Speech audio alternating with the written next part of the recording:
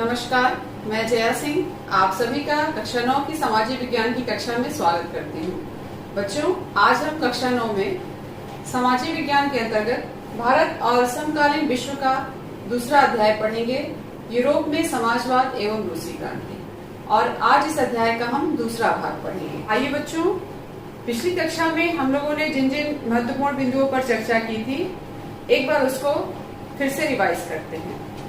हमने पिछली कक्षा में सामाजिक परिवर्तन का युग उदारवादी, रेडिकल और रूढ़िवादी विचारधारा के विषय में जाना था। फिर औद्योगिक समाज और सामाजिक परिवर्तन, यूरोप में समाजवाद का आना और समाजवाद के लिए समर्थन। फिर हमने रूसी साम्राज्य के विषय में जाना था और आखिरी में अर्थव्यवस्था और समाज। जो आइए आज हम जिन बिंदुओं पर चर्चा करेंगे, सबसे पहले उसे जान लेते हैं। पहला टॉपिक है हमारा रूस में समाजवाद। समाजवाद मैंने आपको बताया बच्चों, एक ये विचारधारा है और इसके अंतर्गत जो है संपत्ति पर समाज का नियंत्रण माना जाता है। पिछली कक्षा में मैंने आपको बताया कि 1870 के दशक तक समाजवाद पूरे यूरोप में फैल चुका था। अब हम आज की कक्षा में रूस में समाजवाद के विषय में चर्चा करेंगे। फिर है उथल पुथल का समय, 1905 की क्रांति। रूस में निरंकुश जारशाही शासन व्यवस्था थी, तो परिस्थितियों में परिवर्तन आया, समाजवाद भी आ चुका था। तो 1905 में क्रांति हुई और इस क्रांति में एक महत्वपूर्ण घटना हुई जिसे हम खूनी रविवार के नाम से जानते हैं। आज हम उसको पढ़ेंगे। अगला टॉपिक है हमारा प्रथम विश्व युद्ध और रूसी साम्राज्य। बच्चों, प्रथम विश्व युद्ध 1914 से 1918 ईस्वी के मध्य हुआ था और आज की कक्षा में हम प्रथम विश्व युद्ध में रूस की जो भूमिका थी उसके विषय में जानेंगे। फिर है पेट्रोग्राद में फरवरी क्रांति। प्रथम विश्व युद्ध के बाद रूस की जो आर्थिक स्थिति खराब हुई थी और उसके बाद वहां पर पेट्रोग्राद में जो क्रांति हुई थी उसके विषय में बात करेंगे। फिर है अक्टूबर 1917 की क्रांति। अक्टूबर 1917 की क्रांति जिसे हम रूसी क्रांति भी कहते हैं।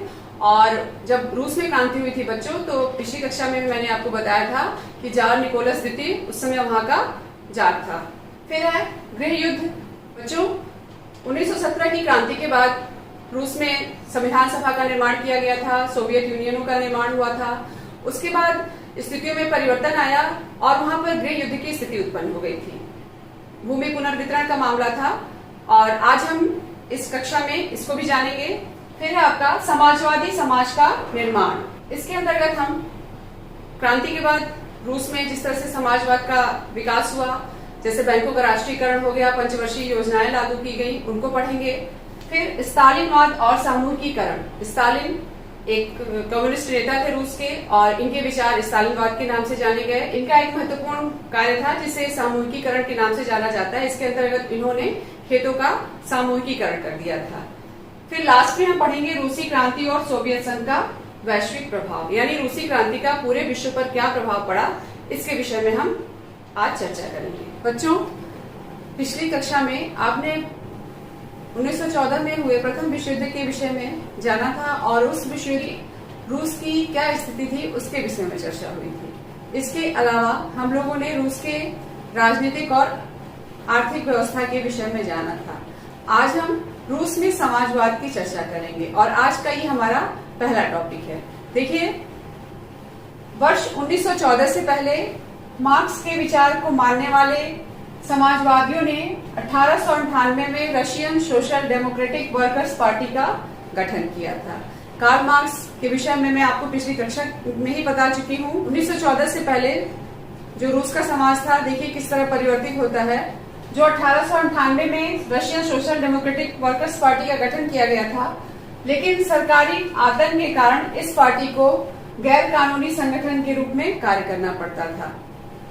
फिर 19वीं शताब्दी में आते आते सोशलिस्ट रिवोल्यूशनरी पार्टी का गठन किया गया, जिसमें कृषकों के अधिकार के लिए संघर्ष किया गया तथा सामंतों द्वारा अधिकृत गई भूमि कृषकों को वापस करने की मांग की गई थी। बच्चों, 19वीं सदी के आखिरी में ग्रामीण इलाकों में जो समाजवादी थे वो काफी सक्रिय थे, इसीलिए उन्होंने सामंतों द्वारा अधिकृत की गई भूमि कृषकों को वापस करने की मांग की थी। लेनिन का मानना था, ये इन्होंने जो पार्टी स्थापित की थी वो सामाजिक लोकतंत्रवादी के नाम से प्रसिद्ध थी, का मानना था कि किसानों में एकजुटता नहीं है, वो बटे हुए हैं, जिस कारण से ये लोग समाजवादी आंदोलन का हिस्सा नहीं बन सकते थे। यानी कुछ किसान गरीब थे, कुछ किसान अमीर थे, और कुछ किसान जो पूंजीपति थे वो नौकरों से अपने खेतों में खेती कराते थे।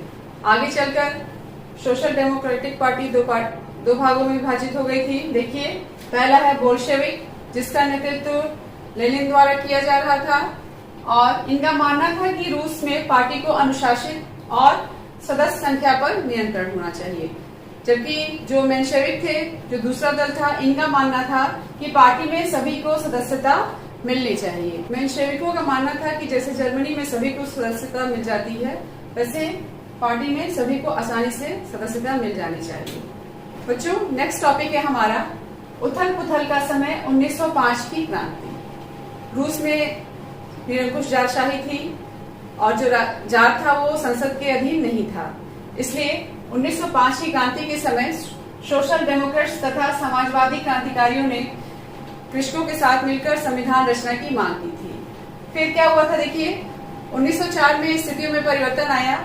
रूसी मजदूरों की स्थिति बहुत दयनीय हो गई थी, क्योंकि इस समय आवश्यक वस्तुओं के दामों में बढ़ोतरी हो गई और वास्तविक वेतन में 20% तक की गिरावट आ गई थी। उस समय मजदूर संगठनों का भी बहुत तेजी से विकास हो रहा था, तरह तरह के मजदूर संगठन विकसित हो रहे थे। लेकिन 1904 में गठित की गई असेंबली ऑफ रशियन वर्कर के 4 सदस्यों को वो नौकरी से हटा दिया गया, और उसके बाद जब हटाया गया तो देखिए, मजदूरों ने अगले कुछ दिनों के भीतर सेंट पीटर्सबर्ग के 1,10,000 से ज्यादा मजदूरों के साथ काम के घंटे घटाकर 8 घंटे किए जाने, वेतन में वृद्धि और कार्य स्थितियों में सुधार की मांग करते हुए हड़ताल शुरू कर दिया। बच्चों, जब इतने सारे मजदूर हड़ताल पर चले गए तो एक बहुत ही ऐतिहासिक घटना होती है, जिसे हम इतिहास में खूनी रविवार की घटना के नाम से जानते हैं। आइए देखिए वो क्या घटना थी। वर्ष 1905 को रविवार के दिन पादरी व्यापॉन के नेतृत्व में मजदूरों का जुलूस जार के महल विंटर पैलेस, जार मीन्स जो रूस का शासक था उसको जार कहा जाता था, विंटर पैलेस के सामने पहुंचा तो पुलिस और कॉसेक्स ने मजदूरों पर हमला बोल दिया। जब सैनिकों का आक्रमण हुआ या जब सैनिकों ने इन मजदूरों पर हमला कर दिया तो उस हमला में लगभग 100 से ज्यादा मजदूर मारे गए थे और लगभग 300 घायल हुए। और इसी घटना को बच्चों इतिहास में खूनी रविवार की घटना के नाम से जानते हैं, और ये बहुत ही महत्वपूर्ण टॉपिक है, आप इसे ध्यान में रखेंगे, अक्सर परीक्षाओं में पूछा जाता है। ये भी माना जाता है कि 1905 की क्रांति की शुरुआत इसी घटना से हुई थी। 1905 की क्रांति के दौरान जार ने एक निर्वाचित परामर्शदाता संसद या ड्यूमा के गठन पर अपनी सहमति दे दी थी। बच्चों, 1905 की क्रांति के बाद जगह जगह हड़तालें होने लगी थी। जितने भी विद्यार्थी थे वो अपनी कक्षाओं का या विश्वविद्यालयों का बहिष्कार करने लगे थे। 1905 की क्रांति के बाद अधिकांश कमेटियों और यूनियनों को गैर कानूनी घोषित कर दिया गया, जिसके कारण ये अनाधिकृत रूप से कार्य करने लगी थी। राजनीतिक गतिविधियों पर पाबंदी लगा दी गई थी और जार ने पहली ड्यूमा को मात्र 75 दिन के भीतर और फिर पुनर्निर्वाचित दूसरी ड्यूमा को 3 महीने के भीतर बर्खास्त कर दिया और मतदान कानूनों में फेरबदल करके तीसरी ड्यूमा में रूढ़िवादी राजनेताओं को भर डाला था। महत्वपूर्ण बात यह है कि इसमें उदारवादियों और क्रांतिकारियों को इससे अलग रखा गया था। जो अब अगला टॉपिक है हमारा प्रथम विश्व युद्ध और रूसी साम्राज्य। देखिए, मैंने आपको पिछली कक्षा में ही बताया था कि प्रथम विश्व युद्ध 2 यूरोपीय गठबंधनों के मध्य शुरू हुआ था। एक तरफ केंद्रीय शक्तियां जिसमें जर्मनी, ऑस्ट्रिया और तुर्की थे, और दूसरी तरफ मित्र राष्ट्र जिनमें फ्रांस, ब्रिटेन और रूस थे। बच्चों, इस युद्ध में रूस ने अपनी सहभागिता दी थी और आरंभ में तो इस युद्ध को रूस का समर्थन प्राप्त था, और जो यहाँ के लोगों ने भी, जो रूस का जार था, जार निकोलस द्वितीय, उसका भरपूर समर्थन भी किया था। लेकिन जब युद्ध लंबा खिंचता गया तो धीरे धीरे लोगों का मन भी इस युद्ध से थोड़ा सा हटने लगा था। देखिए, जैसे जैसे युद्ध लंबा खींचता गया, जार ने ड्यूमा में मौजूद मुख्य पार्टियों से सलाह लेना छोड़ दिया था। बच्चों, जर्मन विरोधी भावनाएं जो हैं प्रबल होने लगी थी, और इसी कारण लोगों ने सेंट पीटर्सबर्ग का नाम बदलकर पेट्रोग्राड रख दिया था। फिर 1914 से 16 के बीच में जर्मनी और ऑस्ट्रिया में रूसी सेनाओं को पराजय का सामना करना पड़ा और ये माना जा सकता है कि 1917 तक आते आते लगभग 70 लाख से ज्यादा लोग मारे जा चुके थे। फसलों और इमारतों के विनाश से लगभग 30 लाख से अधिक लोग शरणार्थी हो गए थे और इस घटनाओं के कारण सरकार की और जार की जो स्थिति थी वो जनता में बहुत ही ज्यादा खराब हो गई, यानी ये दोनों लोग अलोकप्रिय बन चुके थे। सिपाही भी युद्ध से तंग आ चुके थे और अब वो लड़ाई नहीं करना चाह रहे थे। बच्चों, अब हम युद्ध के प्रभाव के विषय में बात करेंगे। प्रथम विश्व युद्ध के बाद रूस पर क्या इसका प्रभाव पड़ा। देखिए, युद्ध से उद्योगों पर बुरा असर पड़ा था और देश के उद्योगों को मिलने वाली बाहरी आपूर्ति भी बंद हो गई थी, क्योंकि जर्मनी ने क्या किया था, उस पर रोक लगा दी थी। 1916 तक रेलवे लाइनें भी टूटने लगी थी। फिर जितने भी स्वस्थ पुरुष थे इस युद्ध में उनको झोंक दिया गया था, तो स्वस्थ पुरुषों को युद्ध में भेजे जाने के कारण मजदूरों की कमी हो गई। छोटे छोटे वर्कशॉप जो थे वो बंद होने लगे थे। युद्ध में सेना को भारी मात्रा में अनाज पहुंचाया जा रहा था, क्योंकि सैनिकों का भरण पोषण भी जरूरी था, जिसके कारण शहरों में रहने वालों को अनाज की कमी होने लगी थी। और 1916 की सर्दियों में रोटी की दुकानों पर अक्सर दंगे होने लगे। एक तरीके से देखा जाए बच्चों, तो रूस की जो आर्थिक स्थिति थी वो बहुत ही खराब हो चुकी थी और आम जनता उसको बहुत बुरी तरीके से झेल रही थी। अगला टॉपिक है हमारा पेट्रोग्राद में फरवरी क्रांति। ये प्रथम विश्व युद्ध के पश्चात जो रूस में स्थिति में परिवर्तन आया था, उसके बाद देखिए वर्ष 1917 में अत्यधिक ठंड बढ़ने के कारण रूस में खाद्य पदार्थों की भारी कमी हो गई थी। जैसा कि मैंने आपको बताया कि ज्यादातर अनाज जो है सैनिकों को भेजे जाने लगे थे और फसल भी चौपट हो चुकी थी, तो अनाज का संकट पैदा हो गया था। फिर उसी समय संसदीय प्रतिनिधि ड्यूमा को भंग नहीं करना चाहते थे, अतः 22 फरवरी को नदी के दाएं तट पर स्थित एक फैक्ट्री में तालाबंदी कर दी गई। इसके अगले दिन बहुत सारी फैक्ट्रियों में मजदूरों ने हड़ताल शुरू कर दी थी और कुछ या अधिकांश फैक्ट्रियों में औरतें भी हड़ताल में शामिल हुई थी। देखिए, 22 फरवरी को बहुत सारे कारखानों में हड़ताल का नेतृत्व औरतें कर रही थी और इसीलिए 22 फरवरी को अंतर्राष्ट्रीय महिला दिवस का नाम दिया गया। जो आधुनिक समय में हम 8 मार्च को अंतर्राष्ट्रीय महिला दिवस मनाते हैं, ये देखिए रूस में 22 फरवरी को इस घटना के बाद से नामित किया गया था। बच्चों, अब हम ड्यूमा की बर्खास्तगी के विषय में जानेंगे।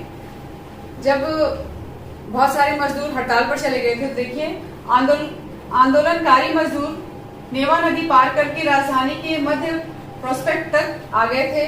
सरकारी इमारतों और क्वार्टरों को मजदूरों द्वारा पूरी तरीके से घेर लिया गया था। 24 और 25 तारीख को सभी लोग पुनः इकट्ठा हो गए। सरकार ने इन पर नजर रखने के लिए घुड़सवार सैनिकों को नियुक्त किया था और 25 फरवरी को ड्यूमा को बर्खास्त कर दिया गया। फिर देखिए क्या होता है, सरकार के इस फैसले के खिलाफ राजनीतिज्ञों ने बयान दिया और 26 तारीख को प्रदर्शनकारी बहुत बड़ी संख्या में बाएं तट के इलाके में इकट्ठा हो गए। इधर प्रदर्शनकारियों ने 27 तारीख को पुलिस मुख्यालयों पर हमला करके उसे नष्ट कर दिया और रोटी, तनख्वाह, काम के घंटों में कमी और लोकतांत्रिक अधिकारों के पक्ष में नारे लगाते हुए सड़कों पर जमा होने लगे थे। सरकार ने स्थिति नियंत्रण करने के लिए सैनिक टुकड़ी बुलाई और उन्हें प्रदर्शनकारियों पर गोली चलाने का आदेश दिया, लेकिन उन सैनिक टुकड़ियों ने प्रदर्शनकारियों पर गोली चलाने से इनकार कर दिया। गुस्साए सिपाहियों ने एक रेजिमेंट की बैरक में अपने ही एक अफसर पर गोली चला दी और बाकी जो रेजिमेंट थी वो उन्होंने बगावत कर दिया और मजदूरों के साथ आ गए, यानी मजदूरों के साथ मिलकर हड़ताल का समर्थन करने लगे। बच्चों, आप ये चित्र देख सकते हैं, ये ड्यूमा की बैठक हो रही है। यहाँ पर लिखा हुआ है ड्यूमा में पेट्रोग्राद सोवियत संघ की बैठक। जब सैनिक रेजिमेंट भी मजदूरों के समर्थन में आ गए थे, तो फिर देखिए जिस भवन में ड्यूमा की बैठक हुआ करती थी, सैनिकों और मजदूरों ने मिलकर वहां सोवियत या परिषद का गठन किया और बच्चों यहीं से पेट्रोग्राद सोवियत का जन्म हुआ। अगले दिन एक प्रतिनिधिमंडल जार से मिलने गया और उससे कहा गया कि आप राजगद्दी छोड़ दें। जार ने भी उन प्रतिनिधिमंडलों की बात मान ली और राजगद्दी छोड़ दी। सोवियत और ड्यूमा के नेताओं ने देश का शासन चलाने के लिए एक अंतरिम सरकार की रचना कर ली। रूस के भविष्य का फैसला लेने की जिम्मेदारी संविधान सभा को सौंप दी। इन्होंने वयस्क मताधिकार के पक्ष में भी अपना समर्थन दिया। इस तरह से देखा जाए बच्चों, तो फरवरी 1917 में जो पेट्रोग्राद की क्रांति हुई थी, उसका पूरा का पूरा नेतृत्व पेट्रोग्राद की जनता के हाथ में था। बच्चों, अब हम फरवरी की बात पढ़ेंगे। जो सोवियत और ड्यूमा के नेताओं ने अंतरिम सरकार का गठन किया था, उस अंतरिम सरकार में उद्योगपतियों, सैनिक अधिकारियों और भूस्वामियों का महत्वपूर्ण योगदान था, यानी इन लोगों ने महत्वपूर्ण भूमिका निभाई थी। इन्होंने जनसभा करने और संगठन बनाने पर जो पाबंदी लगी थी, उसको उन्होंने हटा दिया। पेट्रोग्राद सोवियत की तर्ज पर सब जगह सोवियतें बनाई जाने लगी। अप्रैल 1917 में बोल्शेविक निर्वासित नेता व्लादिमीर लेनिन रूस लौट आए और उनका ये मानना था कि ये वही समय है जब सोवियत को सत्ता अपने हाथों में ले लेनी चाहिए। बच्चों, लेनिन के ये विचार अप्रैल थीसिस के नाम से जाने गए और इसके अंतर्गत 3 महत्वपूर्ण बातें रखी गई थी। देखिए, सबसे पहले था युद्ध को समाप्ति की ओर ले जाया जाए, फिर किसानों को जमीन हस्तांतरित की जाए और तीसरा बैंकों का राष्ट्रीयकरण हो। बोल्शेविक पार्टी के अधिकांश लोगों को ये बात बड़ी हैरानी वाली लगी, क्योंकि उन्हें लग रहा था कि अभी ये समाजवादी क्रांति का समय नहीं आया है, इसलिए हमें अंतरिम सरकार का समर्थन करना चाहिए। लेकिन आगे चलकर कुछ ऐसी घटनाएं हुई जिनके कारण उनके विचार बदलते चले गए। वो क्या घटनाएं हैं, आइए हम देखते हैं। मजदूर आंदोलन एवं इसका प्रभाव। बच्चों, गर्मियों में वहां पर मजदूर आंदोलन शुरू हो गया। औद्योगिक इलाकों में फैक्ट्री कमेटी बनाई गई। इन कमेटियों के माध्यम से मजदूर फैक्ट्री चलाने के मालिकों के तौर तरीकों पर सवाल खड़ा करने लगे। फिर आगे चलकर अंतरिम सरकार की ताकत कमजोर होने लगी और बोल्शेविकों का प्रभाव धीरे धीरे बढ़ने लगा था।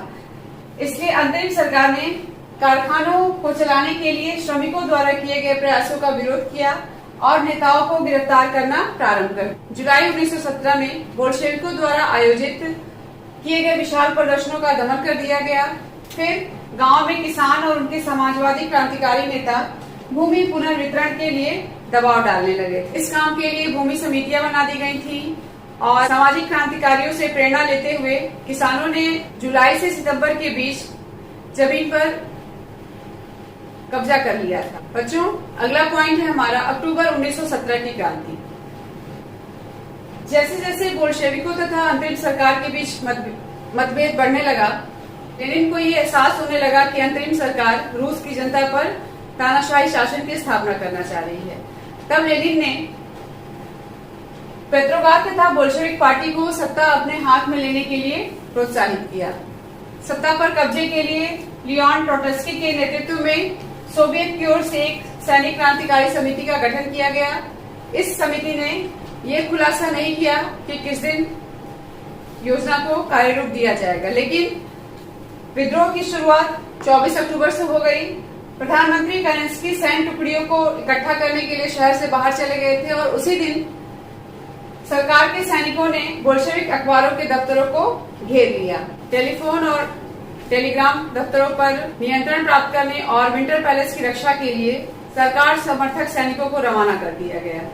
इधर क्रांतिकारी समिति ने भी अपने समर्थकों को सरकारी कार्यालयों पर कब्जा कर लेने और मंत्रियों को गिरफ्तार करने के आदेश दे दिए थे। इसी बीच औरोरा नामक युद्धपोत द्वारा विंटर पैलेस पर बमबारी शुरू कर दी गई। अन्य युद्धपोतों ने नेवा के रास्ते से आगे बढ़ते हुए विभिन्न सैनिक ठिकानों को अपने नियंत्रण में ले लिया। बोल्शेविकों के इस निर्णय को अखिल रूसी सोवियत कांग्रेस का समर्थन मिला और दिसंबर 1917 में बोल्शेविकों का मॉस्को पेट्रोग्राद पर नियंत्रण स्थापित हो चुका था। बच्चों, देखिए, सबसे पहले बदलाव ये आया था कि नवंबर 1917 में बोल्शेविकों द्वारा बैंकों का राष्ट्रीयकरण कर दिया गया। फिर दूसरा पॉइंट है चर्च एवं जार की संपत्ति को जब्त कर दिया गया। तीसरा, किसानों को सामंतों की जमीनों पर कब्जा करने की खुली छूट दे दी गई। जमीन को सामाजिक संपत्ति घोषित कर दिया गया। फोर्थ पॉइंट देखिए क्या परिवर्तन है। शहरों में बोल्शेविकों ने मकान मालिकों के लिए पर्याप्त हिस्सा छोड़कर बड़े बड़े मकानों के छोटे छोटे हिस्से कर दिए और ये हिस्सा इसलिए किया गया ताकि जो बेघर बार लोग हैं या जो जरूरतमंद लोग हैं उनको रहने की जगह दी जा सके। पांचवा जो परिवर्तन था, अभिजात वर्ग द्वारा पुरानी पदवियों के इस्तेमाल पर रोक लगा दी गई। सेना और सरकारी अफसरों की वर्दियां बदल दी गई और सबसे महत्वपूर्ण परिवर्तन ये हुआ था, इनके द्वारा सोवियत टोपी बहुत ही प्रसिद्ध है जिसे बुदियोनोवका कहा जाता था का चुनाव किया गया। बच्चों ये चित्र आप देख रहे हैं, ये वही स्पेशल टोपी है जिसे बुदियोनोवका कहा गया था। फिर छठा और लास्ट परिवर्तन क्या था, बोल्शेविक पार्टी का नाम बदलकर रूसी कम्युनिस्ट पार्टी बोल्शेविक रख दिया गया। बच्चों आगे हम पढ़ेंगे संविधान सभा के लिए चुनाव और सोवियत यूनियन का निर्माण। नवंबर 1917 में बोल्शेविकों द्वारा संविधान सभा के लिए चुनाव कराए गए, लेकिन इस बार उन्हें बहुमत नहीं मिला। जनवरी 1918 में असेंबली ने बोल्शेविकों के प्रस्ताव को खारिज कर दिया और लेनिन ने असेंबली बर्खास्त कर दी। फिर वर्ष 1918 में बोल्शेविकों ने अन्य राजनीतिक सहयोगियों के विरोध के उपरांत भी ब्रेस्ट लिटोवस्क में जर्मनी से संधि कर ली। अखिल रूसी सोवियत कांग्रेस के लिए होने वाले चुनाव में भाग लेने वाली एकमात्र पार्टी बोल्शेविक पार्टी ही रह गई थी और इसी पार्टी को आगे चलकर अखिल रूसी कांग्रेस सोवियत को अब देश की संसद का स्थान दे दिया गया। रूस एक दलीय राजनीतिक व्यवस्था वाला देश बन गया। ट्रेड यूनियनों पर पार्टी का नियंत्रण रहा करता था। बहुत सारे युवा लेखक और कलाकार बोल्शेविक पार्टी की तरफ आकर्षित हुए क्योंकि वह समाजवाद और परिवर्तन के प्रति समर्पित थे। लेकिन समय बीतने के साथ ही धीरे धीरे लोगों का पार्टी से मोह भंग होने लगा था। बच्चों नेक्स्ट टॉपिक है हमारा गृह युद्ध। भूमि पुनर्वितरण का आदेश जो बोल्शेविकों ने दिया था उसके कारण देखिए क्या परिवर्तन आया और किस परिस्थितियों के कारण गृह युद्ध की स्थिति आ गई थी। देखिए भूमि पुनर्वितरण के बोल्शेविकों के आदेश के कारण रूसी सेना टूटने लगी थी क्योंकि इसमें अधिकांश सिपाही जो थे वो किसान वर्ग से थे और वे भूमि पुनर्वितरण के लिए घर लौटना चाहते थे, इसलिए वे लोग सेना छोड़कर जाने लगे। बोल्शेविक समाजवादियों उदारवादियों ने इस विद्रोह की बड़ी निंदा की। वर्ष 1918-19 तक संपूर्ण रूसी साम्राज्य पर जार समर्थक जिन्हें व्हाइट्स कहा गया एवं सामाजिक क्रांतिकारियों ग्रीन्स का नियंत्रण स्थापित हो चुका था। बोल्शेविकों एवं इनके बीच चले गृह युद्ध के कारण भूखमरी, डकैती और लूटमार जैसी कई घटनाएं होनी शुरू हो गई थी। ये जो व्हाइट्स थे ये निजी संपत्ति के समर्थक थे और उन्होंने जमीन पर कब्जा जमाने वाले किसानों के प्रति बहुत ही सख्त रवैया अपनाया था। उनकी इस हरकतों के कारण गैर बोल्शेविक समर्थन बहुत तेजी से बढ़ने लगा था। करीब 1920 तक रूसी साम्राज्य के ज्यादातर हिस्सों पर बोल्शेविकों का नियंत्रण स्थापित हो चुका था और उन्हें इस काम में गैर रूसी राष्ट्रवादियों और जदीदियों की मदद मिल रही थी। इन्हीं सब कारणों को देखते हुए या आशंका के कारण वर्ष 1922 में गैर रूसी राष्ट्रवादियों को राजनीतिक स्वायत्तता बोल्शेविकों द्वारा प्रदान कर दी गई। अब हम पढ़ेंगे समाजवादी समाज का निर्माण। बच्चों गृह युद्ध के दौरान बोल्शेविकों द्वारा उद्योगों और बैंकों का राष्ट्रीयकरण किया जा रहा था। इनके द्वारा कृषकों को ऐसी भूमि पर खेती करने का आदेश दिया गया जिसका समाजीकरण हो चुका था। इन सभी कारणों से बोल्शेविक जो है सामूहिकता दिखाने का प्रयास कर रहे थे। इसी के चलते शासन के लिए केंद्रीकृत नियोजन की व्यवस्था की गई। अर्थव्यवस्था में सुधार करने के लिए पंचवर्षीय योजना लागू की गई। जैसे कि हमारे देश में भी पंचवर्षीय योजना लागू है बच्चों, हर 5 वर्ष में एक योजना होती है। और इसके रूस में देखिए इस जो पंचवर्षीय योजना लागू की गई थी, सरकार ने पहली 2 योजनाओं जो 1927 से 1932 और 1933 से 1938 के दौरान औद्योगिक विकास को बढ़ावा देने के लिए सभी तरह की कीमतों को स्थिर कर दिया। योजना से आर्थिक विकास को बहुत गति मिली के कारण औद्योगिक उत्पादन तेजी से बढ़ने लगा और धीरे धीरे औद्योगिक शहरों की भी स्थापना होने लगी थी। वर्ष 1929 से 1933 के बीच तेल, कोयले और स्टील के उत्पादन में 100% वृद्धि हुई। जैसा कि मैंने आपको बताया कि नए नए औद्योगिक शहर भी अस्तित्व में आने लगे। इन सभी परिस्थितियों में जो मजदूर वर्ग थे उनकी क्या स्थिति थी, आइए हम उसको जानेंगे। तो हमारा टॉपिक है मजदूरों की स्थिति। जैसे जैसे औद्योगिकरण बढ़ रहा था तो तेजी से होने वाले निर्माण कार्यों के दबाव में मजदूरों की कार्य स्थिति दयनीय होने लगी थी। जाहिर सी बात है कि जैसे जैसे उत्पादन बढ़ेगा और अगर मजदूरों को अगर सुविधाएं नहीं दी जाएगी तो उनकी स्थिति दयनीय होने लगेगी। देखिए क्या था, मैग्नेटोगोर्स्क शहर में एक स्टील संयंत्र का निर्माण 3 साल के भीतर पूरा कर लिया गया, लेकिन मजदूरों की शौचालय, स्वास्थ्य देखभाल आदि की बुनियादी सुविधाओं की व्यवस्था नहीं की गई थी। आगे चलकर इन मजदूरों की स्थिति में सुधार करने के लिए कुछ प्रयास किए गए थे। आइए देखिए, फैक्ट्री कामगारों एवं किसानों की शिक्षा के लिए विस्तृत शिक्षा व्यवस्था की शुरुआत की गई तथा इन्हें विश्वविद्यालय शिक्षा प्रदान करने की भी व्यवस्था की गई। जो महिला श्रमिक थी उनके लिए भी व्यवस्था की गई थी। महिला कामगार के बच्चों के लिए फैक्ट्रियों में बालवाड़ियां यानी क्रेचेस खोले गए और सस्ती स्वास्थ्य सेवाएं उपलब्ध कराई गई तथा मजदूरों के लिए आदर्श रिहायशी मकान बनाए गए ताकि वो आसानी से अपनी जिंदगी गुजार सके। बच्चों, सरकार द्वारा जो ये प्रयास किए गए थे सभी जगह एक जैसी स्थिति नहीं थी कि जो सरकारी संसाधन थे वो बहुत सीमित थे और उन सीमित संसाधनों में ही मजदूरों की स्थिति सुधारने के लिए प्रयास किया गया। अब हमारा अगला टॉपिक है स्टालिनवाद और सामूहिकीकरण। ये बहुत ही इम्पोर्टेंट टॉपिक है बच्चों और परीक्षा में आपके निश्चित ही इससे एक प्रश्न आता ही आता है। तो आइए हम जानें कि स्टालिनवाद और सामूहिकीकरण क्या है। जनवरी 1924 में लेनिन की मृत्यु के बाद Joseph Stalin Soviet communist party के नेता बने। बच्चों, ये जोसेफ स्टालिन है, आप इनके चित्र को देख के आप इन्हें पहचानेंगे। वर्ष 1927-28 में रूस के शहरों में अनाज का संकट उत्पन्न हो गया था। इस अनाज संकट के दौरान सरकार ने अनाज की कीमत निश्चित कर दी थी, लेकिन बहुत से किसान उस निश्चित कीमत पर अनाज बेचने को तैयार नहीं थे क्योंकि वो ज्यादा मुनाफा कमाने के चक्कर में थे। यह स्थिति देखिए, सरकार द्वारा अनाजों के दाम निश्चित करने के बाद भी कृषकों ने अनाजों को इस दाम में बेचने से इनकार कर दिया। स्टालिन ने इसके बाद अपना सिद्धांत अपनाया। स्टालिन का यह मानना था कि बड़े किसान और व्यापारी कीमत बढ़ने की आशा से अनाज नहीं बेच रहे हैं।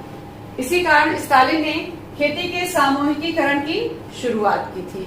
ये सामूहिकीकरण क्या है? देखिए बच्चों, 1929 से पार्टी ने सभी किसानों को सामूहिक खेतों में काम करने का आदेश जारी कर दिया। ज्यादातर जमीन और साजो सामान सामूहिक हितों के स्वामित्व में सौंप दिए गए।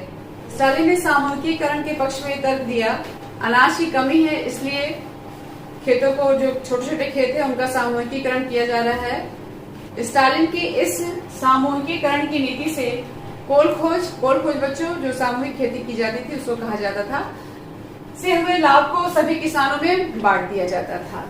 जो कृषक इसका विरोध करते थे उन्हें निर्वासन या देश से निकाल दिया जाता था।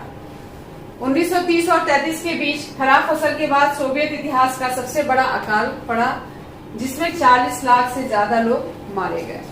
यानी सामूहिकीकरण के बाद भी स्थितियों में परिवर्तन आया और रूस में 1930 से 33 के बीच भयंकर अकाल पड़ा था। पार्टी में बहुत सारे लोग स्टालिन के सामूहिकीकरण की आलोचना करने लगे थे और जो लोग स्टालिन की नीतियों की उपेक्षा करते थे उन पर समाजवाद के विरुद्ध षड्यंत्र रचने का आरोप लगाया जाता था और वर्ष 1939 तक आते आते 20 लाख से ज्यादा लोगों को या तो जेलों में या श्रम शिविरों में भेज दिया जाता था। इसमें से अधिकांश लोग ऐसे थे जिन्होंने कोई अपराध नहीं किया था लेकिन कोई सुनने वाला उनका नहीं था। तो ये था आपका स्टालिन का सामूहिकीकरण, जो बहुत ही इम्पोर्टेंट। अब हम पढ़ेंगे रूसी क्रांति और सोवियत संघ का वैश्विक प्रभाव, यानी इस रूसी क्रांति और सोवियत संघ का पूरे विश्व पर क्या प्रभाव पड़ा। देखिए बच्चों, बहुत से देशों में कम्युनिस्ट पार्टी की स्थापना की गई। जैसे इंग्लैंड में communist party of great Britain की स्थापना हुई। फिर अनेक देश के प्रतिनिधियों ने conference of the people of the east 1920 और बोल्शेविकों द्वारा बनाए गए कॉमिंटन बच्चों, ये कम्युनिस्ट पार्टियों की अंतर्राष्ट्रीय संस्था थी जिसे कॉमिंटन कहा गया था। बोल्शेविक समर्थक समाजवादी पार्टियों का अंतर्राष्ट्रीय महासंघ, आप ध्यान देंगे, कॉमिंटन बोल्शेविक समर्थक समाजवादी पार्टियों का अंतर्राष्ट्रीय महासंघ में हिस्सा लिया था। फिर द्वितीय विश्व युद्ध के बाद से सोवियत संघ द्वारा समाजवाद को वैश्विक पहचान मिल पाई थी और अब सोवियत संघ एक महान शक्ति बन चुका था। हालांकि 20वीं सदी के अंत में आते आते इसमें काफी गिरावट आ गई थी। इसके बावजूद भी यहाँ के लोग समाजवाद के आदर्शों का सम्मान करते थे। रूसी क्रांति से प्रेरित होने वाले भारतीय भी थे। 1920 के दशक में भारत में भी कम्युनिस्ट पार्टी का गठन कर लिया गया। कई महत्वपूर्ण भारतीय राजनीतिक नेताओं ने सोवियत प्रयोग में दिलचस्पी ली और वहाँ की यात्रा भी की थी। रूस जाने वाले भारतीयों में पंडित जवाहरलाल नेहरू और रविन्द्रनाथ टैगोर जी भी थे, जिन्होंने समाजवाद के बारे में बहुत विस्तृत लिखा है। बच्चों, इस तरह से आज आपका ये अध्याय समाप्त हुआ और मैं ये आशा करती हूँ कि आपको रूसी क्रांति भलीभांति समझ में आई होगी। आपने पिछली कक्षा में यूरोप में समाजवाद को समझा था और इस कक्षा में मैंने आपको रूसी क्रांति के विषय में बताया। इस अध्याय के अंत में कुछ अभ्यास प्रश्न मैं आपको दे रही हूँ, आप अपने नोटबुक में लिखते जाएं। बच्चों, मैं आपको 3 तरह के प्रश्न दे रही हूँ, जिसमें अति लघु प्रश्न आपके 2 अंक के हैं और लघु प्रश्न 3 अंक के हैं और विस्तृत प्रश्न आपके 6 अंक के हैं। आइए इन प्रश्नों को देख लें। पहला प्रश्न है आपका, रूसी क्रांति से क्या तात्पर्य है? ये 2 अंक का प्रश्न है। लेनिन द्वारा प्रस्तुत अप्रैल थीसिस की 3 प्रमुख बातें कौन कौन सी थी? बच्चों, ये भी 2 अंक का प्रश्न है। ये दोनों प्रश्न आपके अति लघु प्रश्न हैं। फिर आपका अक्टूबर क्रांति के पश्चात रूस में क्या मुख्य परिवर्तन हुए थे? ये आपका 3 अंक का प्रश्न है, लघु प्रश्न की श्रेणी में ही आएगा। फिर है स्टालिनवाद एवं सामूहिकीकरण पर टिप्पणी लिखिए। ये भी 3 अंक का है। चौथा प्रश्न है आपका, वर्ष 1917 की रूसी क्रांति के समय कौन कौन सी घटनाएं घटित हुई, बताइए। बच्चों, ये दीर्घ प्रश्न है, विस्तृत प्रश्न जो 6 नंबर का है। बच्चों, आप इन सभी प्रश्नों को अपने नोटबुक में करिएगा। धन्यवाद।